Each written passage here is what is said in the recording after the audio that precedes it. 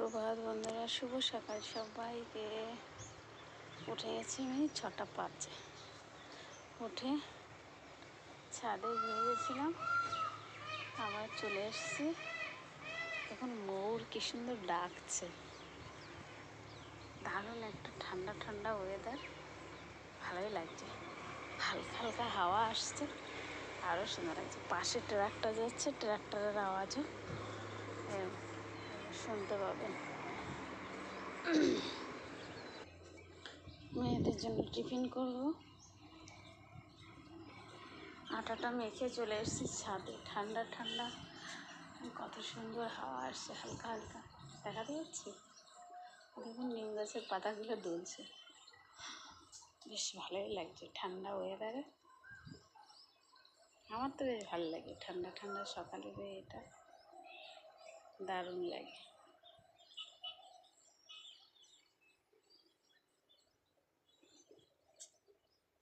এখানেও আসে হাওয়া সুন্দর,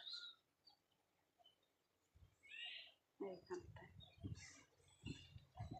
সুন্দর হাওয়া আসে।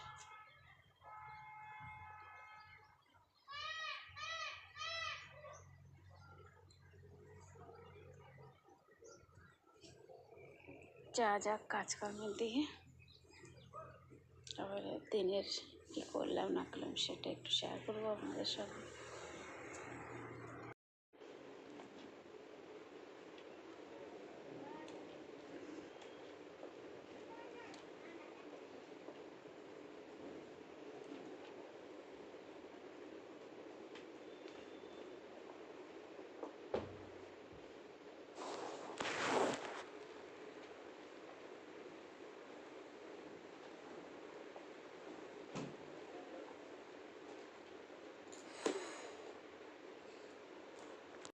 আমি সব কাজ টাজ করে দিয়েছি, রান্নাটা এখনও বাকি আছে। সকালেরটা হয়ে গেছে, এখন দুপুরে রান্না করবো। ভাত বসিয়ে দিয়েছি গ্যাসে। এখন রান্না করবো আমি ফুলকপি আলু দিয়ে, ওর ডাঁটি টাঁটি দিয়ে একটু তরকারি, আর করবো উচ্ছে ভাজি আর টমেটো সিদ্ধ দেবো একটা।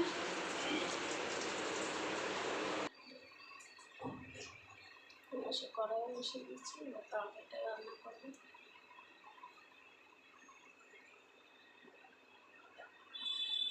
এবং তরকারিটা বসিয়ে দিয়েছি, হালকা করে ভেজে নিয়েছি। আদা আর জিরে ফোড়ন দিয়ে দিয়েছি, ব্যাস।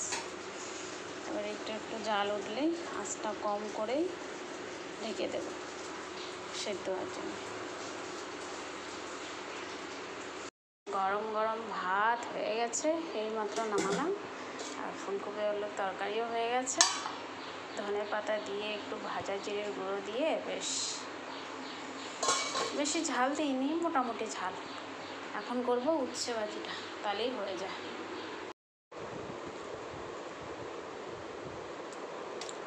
এই দেখুন রান্নাবান্না করে ভাত খেতে বসেও গেছে। ফুলকপি আলু তরকারি।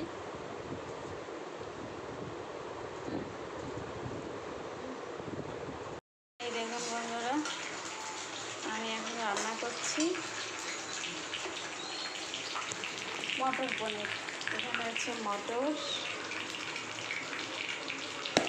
আর এখানে আছে পনির।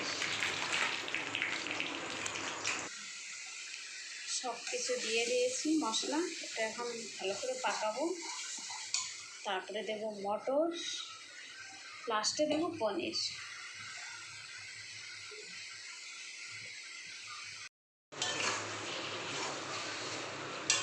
মটর দিয়ে দিয়েছি, পনিরও দিয়ে দিয়েছি। এবার একটু খানিকক্ষণ কষিয়ে তারপরে জল দিয়ে দেবো।